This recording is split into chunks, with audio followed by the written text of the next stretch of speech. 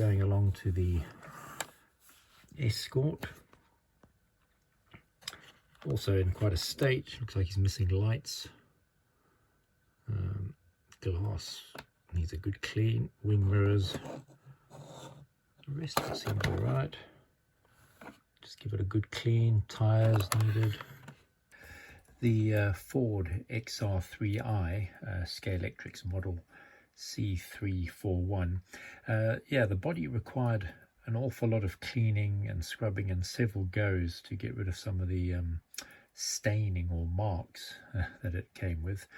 But it seems to have eventually cleaned up, polished up fairly well. So all we did is take it apart and find some parts for it and then put it back together. So it's just a short look at that. Thanks to the second-hand Scalextric shop, we managed to find some spare tyres, and also it actually worked out well. We just got complete axles and wheels as well, because the originals were discoloured, cracked all the way through.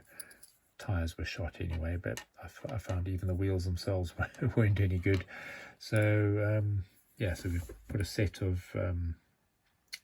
tyres, wheels on, from an online shop, eBay. We managed to get hold of some these little light bulbs. So we've got the light bulbs put in.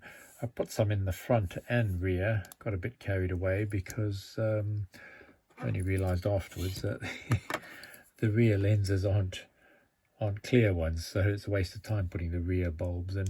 So I'll probably desolder the rear lights. We'll use them on another car, but we'll keep the front bulbs in. The front light lenses, we managed to get hold of them also from the second-hand Scalextric shop, so he's got the lenses in the front as well. The online shop I went to on eBay managed to supply me with a set of wing mirrors, and it was the rear bumper as well.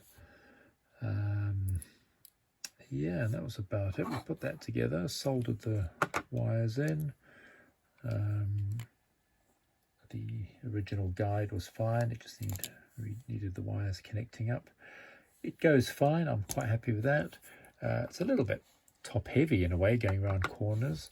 The only thing I do need to do is true up these tyres, so it's just a case of running it sort of statically on a bit of sandpaper, just to get rid of the moulding, make them a bit flat, and that should go really well. The other interesting thing is there's no screws that hold this body to the chassis. It just purely clips. You just sort of force it on, well, gently force it on between where the lugs go on the front and the back. Right, anyway, I'll put it back together and give you a final shot of that. The other thing worth mentioning is, well, you can see I've desoldered the rear lights, but it was just to mention that we had to put extra spacers in here just to keep the crown gear engaged with the pinion, because otherwise it was popping out, and you just end up with the rear axle not engaged at all. So that's what we've done as a means, just make sure that stays engaged. But otherwise it's running well. Right, there we go, finished product, running really well. The LED sort of slightly blue headlights are really effective, so really pleased with that.